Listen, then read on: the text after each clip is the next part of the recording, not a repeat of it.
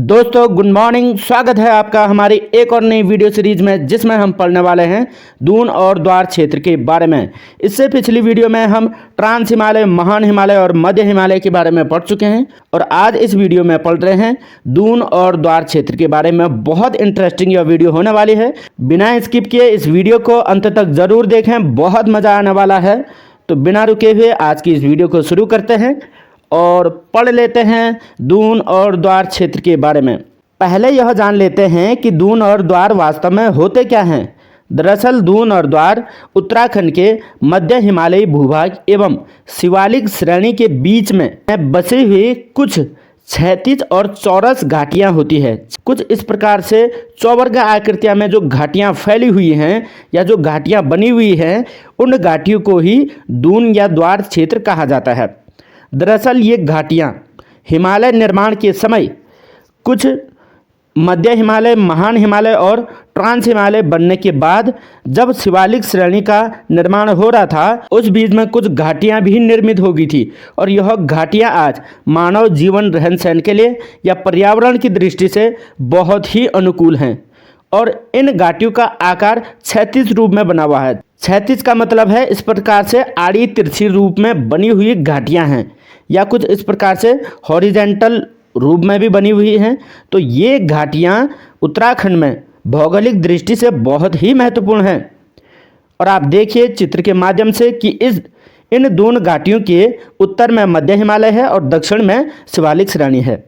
और इन घाटियों को उत्तराखंड में पश्चिम क्षेत्र में दून कहा जाता है और पूर्वी क्षेत्र में इन्हें द्वार के नाम से जाना जाता है। तो आइए इससे संबंधित आगे पढ़ते हैं। तो मध्य हिमालय व शिवालिक श्रेणी के बीच पाए जाने वाली क्षैतिज व चौरस घाटियों को दून कहा जाता है। और इन दोनों की जो चौड़ाई है, उत्तराखंड में औसत चौड़ाई 24 से 32 किलोमीटर के आसपास पाई जाती हैं, जबकि इनकी समुद्र तल से ऊंचाई 350 से 750 मीटर मात्र पाई जाती है। और इस दून घाटी क्षेत्र में औसत वार्षिक वर्षा 200 से 250 सेंटीमीटर हो जाती है, जो कि मैक्सिमम है। यहाँ पर 250 सेंटीमीटर तक बारिश भी हो जाती है। इन क्षेत्रों की जलवायु उपोष्ण जलवायु पाई जाती है और इस उपोष्ण जलवायु के ही कारण यहाँ पर मानव अधिवास सघन पाया जाता है, यानी मानवों का विस्तृत अधिवास पाया जाता है और लोग यहाँ पर रहना बहुत पसंद करते हैं। एक इम्पॉर्टेंट नोट आप ध्यान में रखें कि दून घाटियों में मानव जीवन हेतु अनुकूल परिस्थितियाँ पाई जाती हैं, जिस कारण इस क्षेत्र में अधिकतम जनसंख्या निवास करती हैं। आप देखिए, कोटद्वार में देखिए, देहरादून में देखिए, हरिद्वार में देखिए, नैनीताल, इन क्षेत्रों में जनसंख्या का अधिक सघन निवास है। और यही कारण है क्योंकि यहाँ की जो जलवायुविक परिस्थितियाँ होती हैं वह बहुत मानव के अनुकूल पाई जाती हैं। एक बहुत ही इम्पोर्टेंट जानकारी आपको बता दूं, उत्तराखंड में सर्वाधिक भूस्खलन की जो घटनाएं होती हैं वह इन दोनों घाटियों में भी पाई जाती हैं। भूस्खलन की घटना होने का कारण होता है कि इन मध्य हिमालयी उच्चावचों से, इन पहाड़ियों से भूस्खलन दून घाटियों में आता है, यानी भूस्खलन होकर के दून घाटियों में प्रवेश हो जाता है। तो सर्वाधिक भूस्खलन की घटनाएं दून क्षेत्र में मध्य हिमालयी भागों से होती है। इन मध्य हिमालयी भागों के कारण ही दून घाटियों में भूस्खलन की घटनाएं देखने को मिलती हैं। तो यह है हमारा एक दून घाटी का महत्वपूर्ण चित्र। आप इसे स्क्रीनशॉट करके रख सकते हैं, इससे आपके नॉलेज में बहुत ज़्यादा विस्तार हो जाएगा। इस चित्र को देखकर आपको यह तो पता चल जाएगा कि पूर्व क्षेत्र में और पश्चिम क्षेत्र में क्या कहते हैं और दून घाटियों की स्थिति उत्तराखंड के भूभाग में कहां पर है। अब इस चित्र के माध्यम से हम उत्तराखंड के महत्वपूर्ण दून घाटियों के बारे में पढ़ लेते हैं। उत्तराखंड का सबसे महत्वपूर्ण और विस्तृत जो दून है वह है देहरादून, लेकिन इसके अलावा उत्तराखंड में और भी दून पाए जाते हैं। वह कौन कौन से दून हैं, इस चित्र के माध्यम से आप कंप्लीट याद रख सकते हैं या आप इसकी स्क्रीनशॉट करके भी रख सकते हैं। बहुत ही इंपॉर्टेंट चित्र होने वाला है। देखिए, सबसे पहला है उत्तरकाशी में एक दून पाया जाता है जिसे हर की दून कहा जाता है। कई लोगों को हर की दून का मतलब हरिद्वार लगता है, वहाँ पर हर की पैड़ी है, ना कि हर की दून। और यह हर की दून फतेह पर्वत की गोद में बसा हुआ है और जो उत्तरकाशी जनपद में स्थित है। इसी हर की दून में महाभारत के खलनायक दुर्योधन तथा कर्ण का मंदिर भी अवस्थित है उत्तरकाशी में। और महत्वपूर्ण दून है देहरादून के दून, और देहरादून के दून है पछुआ दून और देहरादून। देखो पछुआ दून भी देहरादून में ही है, सेलाकुई क्षेत्र में पछुआ दून कहा जाता है, जबकि संपूर्ण जो देहरादून घाटी है वह तो देहरादून ही है। देखिए देहरादून की बात क्या है कि यह उत्तराखंड राज्य की सबसे बड़ी दून घाटी है, और देहरादून के बराबर बड़ी घाटी उत्तराखंड में दूसरी नहीं पाई जाती है। जबकि हरिद्वार की दून हम देखते हैं, हरिद्वार में पूर्वी दून तथा चंडी दून दो दून पाए जाते हैं। जबकि पौड़ी गढ़वाल में आप आएंगे तो पौड़ी गढ़वाल में कोठारी दून और चौखम दून दो दून यहाँ पर भी हैं। और साथ ही साथ नैनीताल के दो महत्वपूर्ण दून हैं, वह है पटली दून और कोटा दून या द्वार। ये दो प्रकार के द्वार और दून नैनीताल में पाए जाते हैं। जबकि आप देखेंगे उत्तरकाशी में मात्र एक दून है, देहरादून में भी दून है, हरिद्वार में भी दो दून है और पौड़ी में भी दो दून है, साथ ही साथ नैनीताल में भी दो दून है। एक इंटरेस्टिंग बात है पटली दून को लेकर के, इसे पतली दून या पाटली दून भी कहा जाता है। तो पाटली दून या पतली दून यह कार्बेट राष्ट्रीय उद्यान के अंदर बसा हुआ है, यानी कार्बेट राष्ट्रीय उद्यान के मध्य में है। यह राज्य का प्रथम राष्ट्रीय उद्यान भी है, जिसे कि हैली राष्ट्रीय उद्यान के नाम से 1936 में स्थापित किया गया था। और साथ ही साथ कुछ इंटरेस्टिंग बातें और हैं, जैसे कोटद्वार को गढ़वाल का प्रवेश द्वार कहा जाता है, जो कि पौड़ी गढ़वाल में स्थित है, और यह कोटद्वार भी दून श्रेणियों के अंदर ही आता है। और एक जैसे काठ गोदाम भी है, और काठ गोदाम को कुमाऊं का प्रवेश द्वार कहा जाता है, और यह है वर्तमान नैनीताल जनपद में। तो नैनीताल में कुमाऊं का प्रवेश द्वार और कोटद्वार में गढ़वाल का प्रवेश द्वार, यह प्राचीन प्रवेश द्वार होते थे। लेकिन आज की दृष्टि से हमने यातायात की साधनों का जो विकास कर लिया है, उससे हम अन्य स्थानों से भी आवागमन कर लेते हैं। जैसे मैंने बताया कि पूर्वी क्षेत्रों में इन दून घाटियों को द्वार कहा जाता है और पश्चिमी क्षेत्रों में दून कहा जाता है। इस चित्र में एक इंटरेस्टिंग बात आपको लग रही होगी, जो दून और द्वार घाटियां हैं वह इस एक क्षेत्र में बसे हुए हैं, यानी एक पट्टी सी इनकी नज़र आती है। और यह जो क्षेत्र है यही पूरा क्षेत्र दून घाटी क्षेत्र कहा जाता है, या दून या द्वार श्रेणी कही जाती है। तो दून या द्वार क्षेत्र यहाँ से ऊपर मध्य हिमालय लग जाता था और यहाँ से नीचे शिवालिक श्रेणी। तो इसके बीच में बसी हुई ये चौरस जो घाटियाँ हैं, चौरस का मतलब चौवर्ग घाटियाँ, इन घाटियों को ही दून कहा गया है। उत्तराखंड में ये महत्वपूर्ण दून घाटियाँ पाई जाती हैं। याद रखें, कोटद्वार और काठगोदाम उत्तराखंड के कुमाऊं और गढ़वाल का द्वार कहा जाता है। अब यहाँ पर पढ़ते हैं हम देहरादून घाटी के बारे में, जो उत्तराखंड की सबसे बड़ी दून घाटी भी कही जाती है। देखिए देहरादून का ये नॉर्मल सा चित्र है, ये आप एक आकृति में देख लीजिए, यहाँ पर पूरी एक घाटी प्रकार की हमको देखने को मिल जाती है। और यह पूरी घाटी ही एक विस्तृत दून घाटी है। यह काफ़ी चौड़ी है और काफ़ी लंबाई में भी विस्तृत फैली हुई है। ऐसी दून घाटी, इतनी सुंदर और इतनी विस्तृत दून घाटी उत्तराखंड में अन्य कहीं भी देखने को नहीं मिलती है। अब इस दून घाटी के बारे में कुछ विस्तार से पढ़ लेते हैं। जैसे उत्तराखंड राज्य का सबसे बड़ा दून देहरादून ही है, जिसकी कुल लंबाई 75 किलोमीटर है, यानी उत्तर से लेकर के दक्षिण तक इसकी कुल लंबाई 75 किलोमीटर है। जबकि इसकी चौड़ाई कहीं 24 किलोमीटर तो कहीं 32 किलोमीटर पाया जाता है।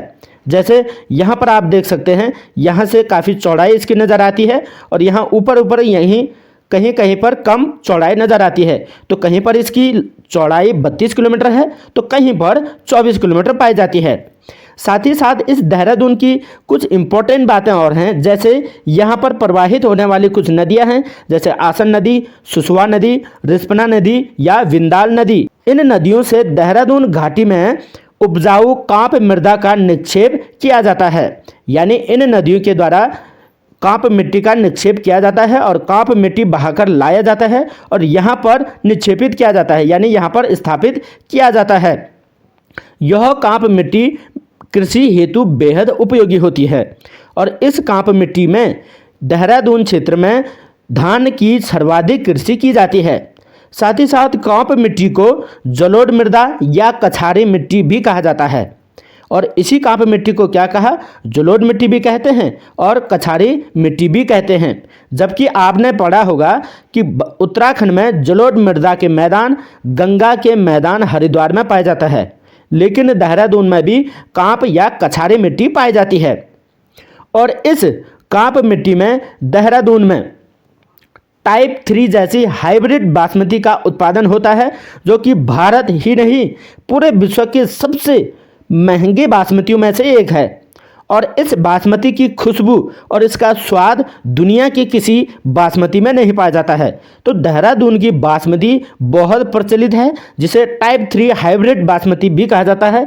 और अभी वर्तमान में इसके उत्पादन में कमी आ रही है, क्योंकि वर्तमान के लोग बाजार पर अधिक निर्भर हो गए हैं, वह कृषि करना बहुत कम पसंद करते हैं। इसलिए हाइब्रिड टाइप 3 का जो चावल है, इसकी किस्म भी लुप्त होती जा रही है। और उत्तराखंड की यह देहरादून घाटी भारत में बासमती उत्पादन के लिए प्रसिद्ध है। और इस प्रकार की कांप मिट्टी, जो कि लगभग काली प्रकार की मिट्टी होती है, और यह कछारी मिट्टी बासमती के लिए बहुत ही ज़्यादा उपयोगी होती है। तो देहरादून की कुछ खास विशेषताएं और हैं। हम देहरादून जनपद को जनपद सीरीज में कंप्लीट पढ़ लेंगे, लेकिन यहाँ पर आप इस घाटी में पाए जाने वाली मिट्टी और यहाँ पर पाए जाने वाले चावल बासमती की किस्म और यहाँ की कुछ प्रमुख नदियाँ और इसकी लंबाई चौड़ाई आदि यहीं पर याद रख सकते हैं, क्योंकि हम अभी पढ़ रहे हैं भौगोलिक अवस्थिति के बारे में, यानी भौगोलिक विभाजन के बारे में। इसकी डिटेल हम जनपद सीरीज में पढ़ लेंगे। अब यहाँ पर आपके लिए कुछ प्रश्नोत्तर है। हम यह जानना चाहते हैं कि आपने पिछली वीडियो में कितना सीखा। तो पिछली वीडियो से जुड़े हुए 4 प्रश्न मैं यहाँ पर लेकर आए हूँ, और आप इन प्रश्नों के उत्तर कमेंट बॉक्स में आकर दें। यह प्रश्न है जो हमने इससे पिछली वीडियो पढ़ी थी, उसमें से मैंने ये प्रश्न उठाकर लाए हुए हैं। तो आपके लिए पहला प्रश्न है, उत्तराखंड राज्य की पूर्व से पश्चिम तक की लंबाई क्या है। पूर्व से पश्चिम की लंबाई, यानी ऐसे देहरादून से लेकर के पिथौरागढ़ की जो लंबाई पूछ रहा है, यह आपको बतानी है कितनी है। 358 है या 320, 385 या 230, कितनी किलोमीटर हो सकती है। इसका उत्तर आप कमेंट बॉक्स में आकर दीजिए। और इससे मुझे लगेगा कि आपने पिछली वीडियो को अच्छी तरीके से पढ़ लिया है। जैसे दूसरा प्रश्न है, उत्तराखंड के कुल क्षेत्रफल का कितना प्रतिशत भूभाग पर्वतीय है। तो हमने पिछली वीडियो में अच्छे तरीके से सीखा था कि पर्वतीय और मैदानी क्षेत्र उत्तराखंड का कितना प्रतिशत है। तो इसका पहला ऑप्शन है 86.07%, दूसरा है 13.93% और तीसरा है 39.33% और चौथा ऑप्शन हो जाता है इनमें से कोई नहीं। इसका भी उत्तर आप कमेंट बॉक्स में आकर दीजिए। तीसरा प्रश्न हो जाता है, भारत के पर्वतीय राज्यों में उत्तराखंड का वर्तमान क्रम क्या है। देखिए, यह क्वेश्चन बड़ा भ्रामक है, क्योंकि उत्तराखंड की जब स्थापना हुई थी पर्वतीय राज्यों में 11वां था, लेकिन आपको यह बताना है कि वर्तमान स्थिति क्या है। क्योंकि आप यह जानते हैं वर्तमान में जम्मू कश्मीर राज्य नहीं रह गया है, बल्कि वह केंद्र शासित प्रदेशों में विभाजित हो गया है, क्योंकि उसकी भी गणना पर्वतीय राज्यों में की जाती थी। तो आपको यह अंदाजा लगाना है कि उत्तराखंड की वर्तमान पर्वतीय स्थितियों में कौन सा क्रम होगा। तो 10वां होगा या 11वां ही होगा या 12वां या 18वां, क्या हो सकता है। आप इसका उत्तर कमेंट बॉक्स में आकर दीजिए। चौथा और अंतिम प्रश्न है, वह है निम्न जनपदों में से कौन से आंतरिक जिले हैं। इन चारों में से आपको आंतरिक जिले बताने हैं। मैंने आपको उत्तराखंड की सीमाओं में यह भी बताया था कि उत्तराखंड के आंतरिक 4 जनपद कौन कौन से हैं। उनमें से ऑप्शन पहला देखिए आप, टिहरी, रुद्रप्रयाग, नैनीताल, अल्मोड़ा।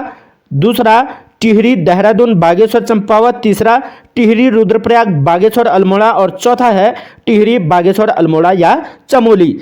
इन चारों ऑप्शंस का आपको कमेंट बॉक्स में आकर उत्तर देना है। तो आज की वीडियो सीरीज आपको कैसे लगी कमेंट बॉक्स में आकर जरूर बताएं, और हमारे टेलीग्राम चैनल को ज्वाइन करने के लिए डिस्क्रिप्शन में जाएं और वहां से लिंक ज्वाइन करें, ताकि आने वाली सभी वीडियोज की PDF आपको वहां पर प्राप्त हो जाए। तो हमारी वीडियो को शेयर जरूर करें। आपको यदि अच्छी लगती है तो दोस्तों में भी शेयर करें। ऐसा मत करें कि इसका लाभ केवल आप लें, इसका लाभ अन्य लोगों तक भी शेयर करें, ताकि वे भी अपने लक्ष्य को प्राप्त करने में सक्षम हो सकें। और हमारी इस वीडियो को अंत तक देखने के लिए बहुत बहुत धन्यवाद।